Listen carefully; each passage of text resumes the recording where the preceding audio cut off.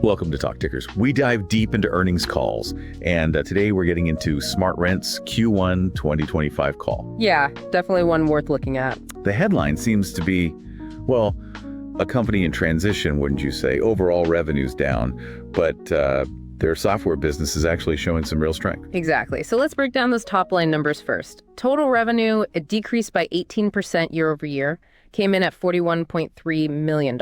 Okay, 18% down. But the real story is kind of beneath that surface number. Hardware revenue took a pretty big hit, down 35% to $18.8 million. Wow, 35%? Yeah, and this is the key part. Their SaaS revenue, the software as a service, that jumped 17% year over year, so $14 million there. Okay, so that really spells out the strategic shift they're talking about. Precisely. Less hardware going out the door deliberately, it seems, but the recurring software revenue is definitely picking up pace. They also mentioned SaaS RPO per unit increased 5% to $569. And wasn't there something about units booked SaaS RPO? Good catch. Yeah, that surged up 44% year over year, hitting a $10 and $28. That's a really strong forward-looking indicator for their software business. Definitely. So less hardware, more software focus. How did that play out in terms of profitability, margins? Well, that's the next layer, isn't it? The overall gross margin, it saw some compression, came in at 32.8%. Down from 38.5% the year before. And they directly link that primarily to the lower hardware volume. Hardware just doesn't have the margin software does. Right. But on the flip side, that SaaS gross margin, still very robust, 70.7%. Okay, so that stark difference really highlights the potential of this software-focused future they're aiming for, higher margins there. Exactly. That's the engine they want to fuel. Makes sense. What about operating expenses and, the bottom line, net loss? Right. Operating expenses were pretty stable, actually, $29.9 million. Now, that does include a $5 million legal accrual, which is sort of a one-off, slightly up from $29.6 million last year. Okay, relatively flat then, ignoring the accrual. Pretty much. But the net loss figure definitely jumped out. It ballooned to $40.2 million. Wow, compared to? Compared to a $7.7 million loss in Q1 last year. Huge difference. What drove that massive increase? The main driver was a non-cash goodwill impairment charge. $24.9 million. The impairment. Yeah, basically an accounting adjustment reflecting the sustained decline in their stock price. Right. It suggests, the market's view on their value has shifted. Right. Doesn't hit their cash directly, but it's a significant signal about market perception. And adjusted EBITDA also took a hit, negative $6.4 million. That's a $6.8 million decrease compared to last year. So a challenging quarter on the profitability front, mainly due to that impairment and lower hardware volume. But it sounds like they're not just sitting back. No, absolutely not. They were clear about taking action. They've executed over $10 million in annualized cost savings. $10 million annualized. Okay. And they also put some capital to work, repurchasing shares, about 1 million shares for $1.2 million. And their overall financial health, cash position. Debt still looks very strong, actually. They ended the quarter with $125.6 million in cash, 0 debt, and $75 million still available in an undrawn credit facility. So plenty of runway. Okay, so a definitely mixed bag. Yeah. Revenue down, net loss up significantly due to the impairment, but SaaS growth is strong, cost savings are underway, and the balance sheet looks solid. That sums it up pretty well. Right. So let's dive deeper into the why now. This strategic pivot seems intentional. Oh, very much so. They explicitly stated they're reducing reliance on hardware. The focus is squarely on growing that higher margin ARR, the annual recurring revenue from software. That hardware-enabled SaaS model they talk about. Exactly. And this isn't just talk. They've made significant organizational changes over the last, 9 months? Yeah, restructuring, breaking down silos. Right, trying to get everyone focused on the customer. New leadership in key spots, too, like sales and customer success. They highlighted bringing in a new chief revenue officer. And all this is happening while they're still looking for a permanent CEO. Does that add risk? Uncertainty. It's definitely a factor you have to consider. The interim CEO, though, made a point of saying things aren't on hold. Okay. He said the strategic changes, the operational tweaks, they're all continuing. The aim is a smooth handover. And interestingly, they specified the kind of CEO they want. Oh, yeah. What are they looking for? Someone with a proven track record, specifically in scaling a recurring revenue business. That tells you a lot about their priorities. Yeah, it signals they know exactly where they want to go, SaaS at scale. It sounds like cost management and fixing the sales approach are big parts of this. Huge parts. That $10 million in cost savings, it came directly from that reorganization and also refocusing their tech investments. Okay, but those savings didn't really show up in Q1 results, did they? No, not yet. The timing of implementation was mostly April, so you'll see some impact maybe in Q2, but also some one-time severance costs hitting Q2. Okay. The full run rate benefit is really expected more in Q3 onwards. Got it. And the go-to-market changes, the sales side. They're building out a new sales org, a new approach.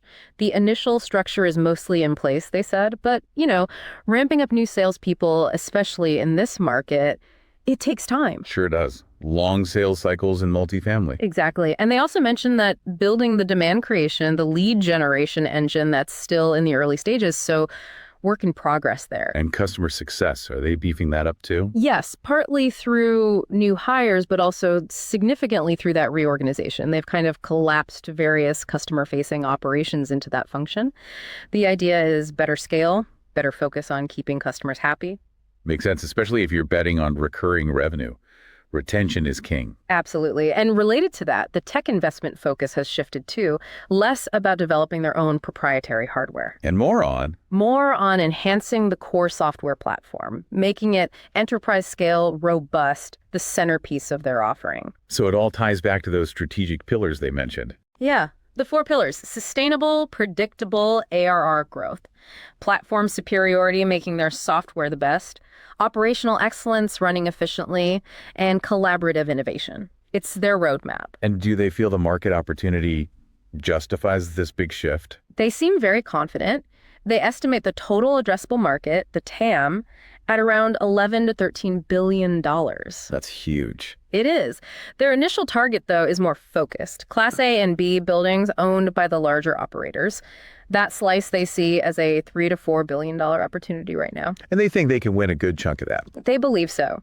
They talked about their early mover advantage and product differentiation, and they have the retention numbers to back up the value proposition. What were those retention numbers again? Over 99.9% customer retention over the past 3 years. That's incredibly sticky. Wow. Yeah.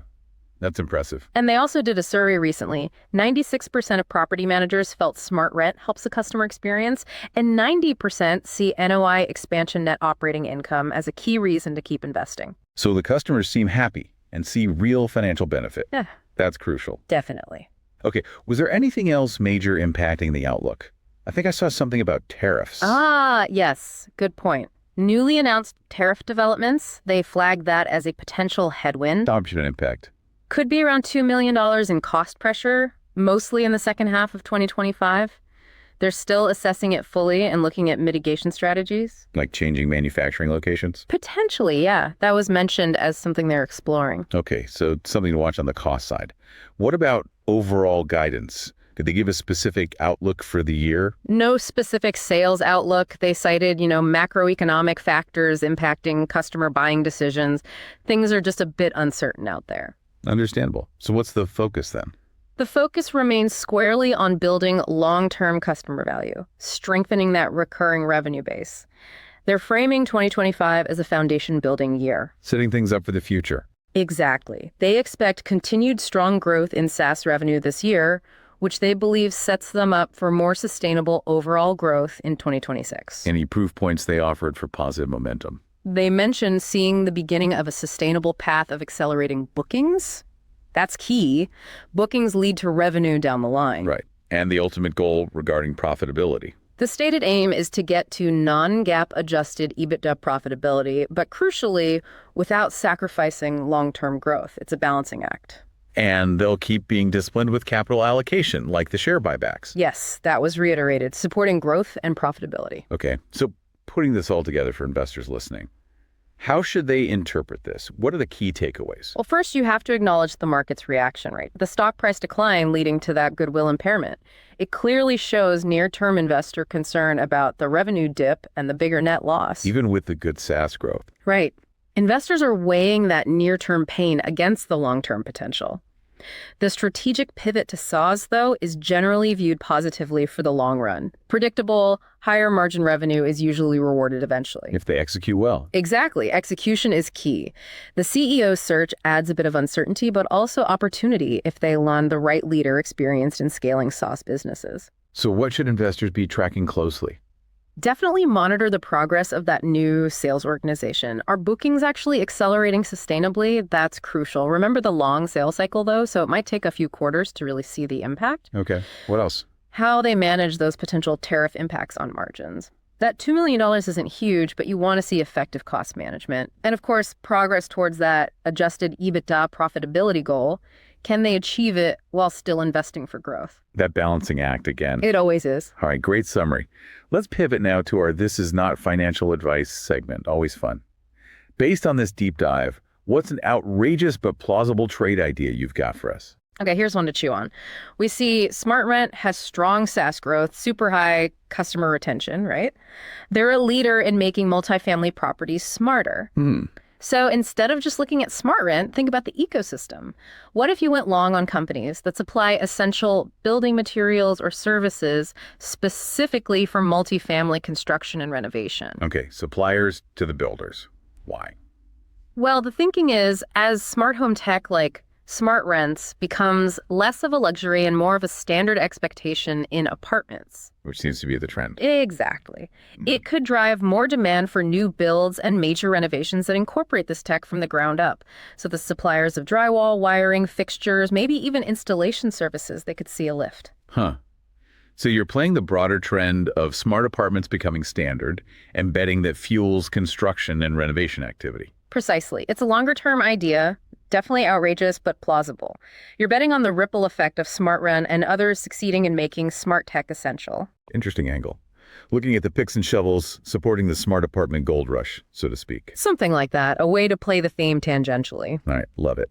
So wrapping up our deep dive on SmartRent's Q1 2025 call, it's clear this is a company in a major transition. Yeah, a big pivot towards software, ARR, while cleaning up operations and managing costs. The SaaS growth and that incredible customer retention, they really do highlight the underlying value prop, even with the overall revenue decline from pulling back on hardware. Absolutely bright spots. Key things for you, the listener, to watch going forward. Who do they pick as the permanent CEO?